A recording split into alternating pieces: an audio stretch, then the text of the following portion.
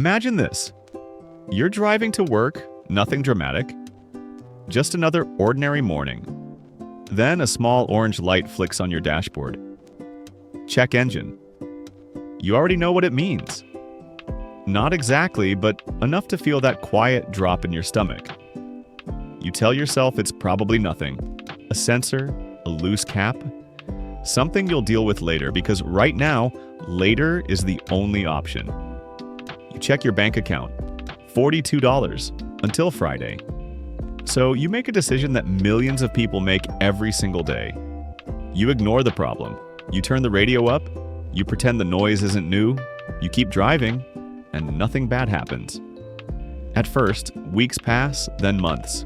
Until one day, the car doesn't just complain, it quits. Now you're on the side of the highway. You need a tow. That's $200 you don't have. The small problem you couldn't afford to fix has grown teeth. The original issue damages something bigger. Now it's a transmission. Now it's $2,000. You miss work. You lose income. Bills don't care why you're late. That $300 repair you couldn't afford has quietly transformed into a financial avalanche. This isn't bad luck. This isn't irresponsibility. This is math. There is a hidden equation running underneath modern life. And if you don't have money, the equation charges you interest. My name isn't important. What matters is this. If you feel like you work harder every year but never get ahead, if one unexpected expense feels like it could erase months of progress, you're not broken. You're inside a system where not having money is punished aggressively. And today, we're not talking about investing.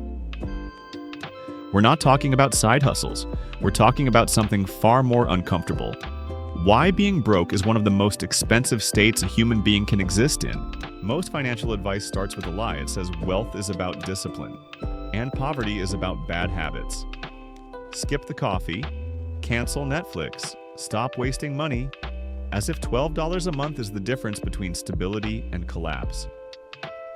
That logic completely ignores how money actually behaves in the real world.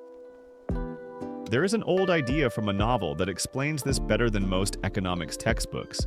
It's called the boots theory. Here's the setup. Two people need boots. One has money, one doesn't. The person with money buys a $50 pair. Good leather, proper stitching, they last 10 years. The person without money can't afford $50, so they buy the $10 boots. Cheap materials, thin soles.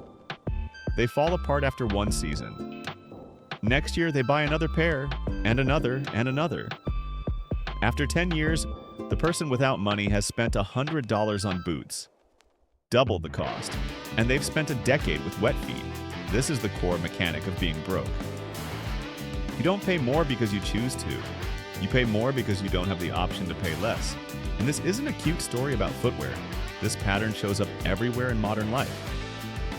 Take something boring, toilet paper. If you have extra cash, you buy in bulk. Warehouse store, low cost per roll. If you don't, you buy what you can afford today. Small packs, corner stores. Triple the price per unit. Same product, different math. When you live paycheck to paycheck, you are locked out of bulk pricing, discounts, and efficiency. Your personal inflation rate is higher than everyone else's. Not because prices are different, because access is. And once you notice this pattern, you start seeing it everywhere. Groceries, detergent, diapers, tools, anything that lasts longer when it's made better. This is what economists quietly call the poverty premium. You are charged extra repeatedly for not having money up front. And that's just the surface. Because the system doesn't stop at charging you more for products, it charges you more for existing. Now let's talk about the place where this becomes impossible to ignore. The banking system. If you have money, banks treat you gently. Minimum balances disappear, fees vanish.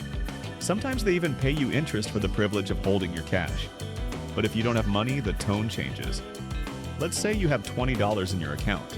A subscription you forgot about charges $25. You are now $5 short. The bank doesn't pause the transaction. It doesn't ask if you want help. It hits you with a $35 overdraft fee. Think about that for a moment.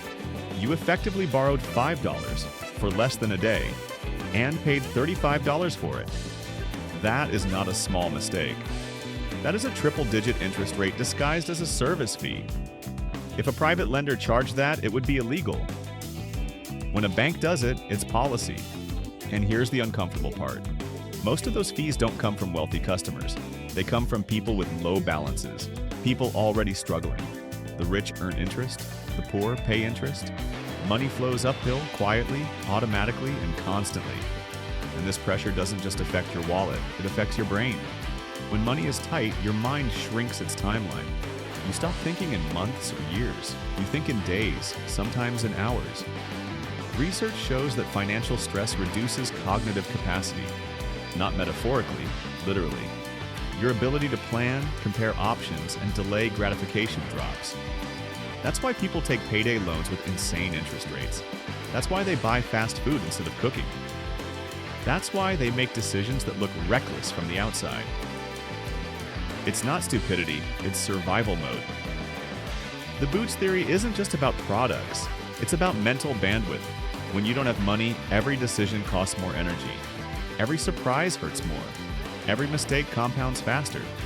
And the person with money doesn't just save cash, they save attention, they save time, they save stress. That invisible advantage is what accelerates the gap. And once you see that, the next example becomes painfully obvious. Transportation. In the United States, a car isn't a luxury. It's a requirement. If you don't have one, your job options shrink instantly. So let's look at how the math changes depending on whether you have money or not. Someone with savings and decent credit buys a reliable used car. 3 years old. Toyota, Honda. They pay cash or get a low-interest loan. The monthly payment is manageable. Repairs are minimal. The car lasts a decade.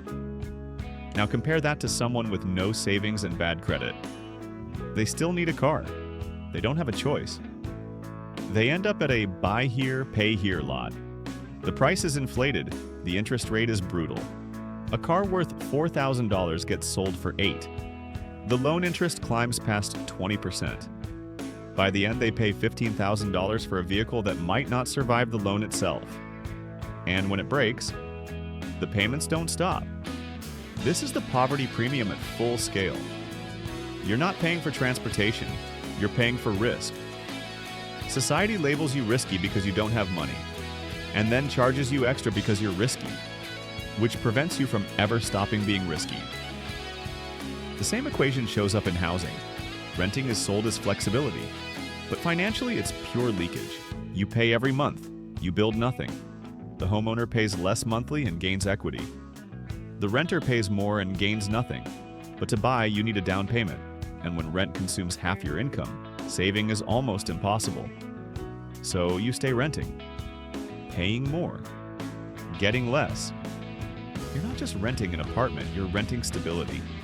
And the costs don't stop at money. They steal something harder to replace. Time. Time is the quiet tax no one talks about. If you have money, life is efficient. You own appliances, you live near services. Problems take minutes. If you don't, everything stretches. Think about laundry. With a washer at home, laundry costs a few dollars and a few minutes of attention. You start it, you walk away. Without one, laundry becomes a mission. Transportation, waiting, quarters. 2 hours disappear. That's 2 hours you can't work. Can't rest, can't learn, can't recover. The same thing happens with food. In wealthier areas, grocery stores are nearby, prices are lower, options are better. In poorer areas, you get convenience stores, higher prices, lower quality, or long travel just to access fair pricing. Every task costs more effort, more planning, more exhaustion. Poverty increases friction in daily life, and friction compounds.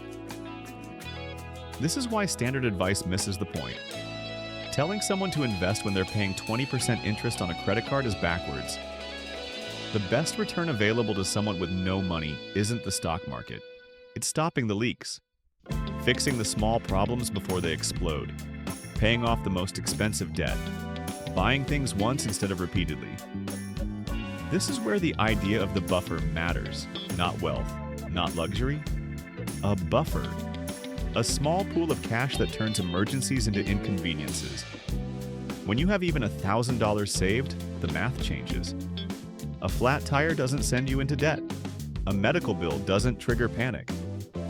That buffer is the first real escape hatch. But building it requires discipline in a way no one warns you about. Because the moment you get a little breathing room, your brain wants relief, not strategy. When you finally have a little cash, the temptation isn't investment, it's comfort. You want to feel normal for a moment, a nice dinner, new clothes, something that says you're no longer struggling. That impulse is human. But this is where the trap resets. Because the fastest way out isn't rewarding yourself, it's removing future pain, fixing the problem that keeps charging you interest, financially or mentally. This requires a shift in how you see money. Stop asking, can I afford the monthly payment? Start asking, what is the total cost of owning this problem? The system wants you focused on monthly numbers. That's how fees hide. Late fees, convenience fees, interest, they depend on repetition. The moment you start buying things that solve problems permanently, you become a bad customer for them. That's the real rebellion. Look at your life and identify the penalties, the costs that exist only because you don't have cash. High interest debt, unreliable transportation, tiny purchases at inflated prices. Pick one. Then cut everything else until you can eliminate that single penalty. If it takes selling unused stuff, if it takes a weekend of extra work, that effort isn't just income, it's a strategic strike. The climb is unfair. The first $1,000 is harder than the next $10,000. But once you understand that being poor isn't a moral failure, it's a mathematical disadvantage, something changes. You stop blaming yourself. And you start attacking the equation. You buy the boots that last, you build the buffer, you reclaim your time, and eventually you step out of the loop. If this changed how you see money, share it with someone who's still stuck in the math. We don't talk about these traps enough. Subscribe if you want more breakdowns like this, because once you see the numbers clearly, you can finally stop paying double just to survive. Thanks for watching.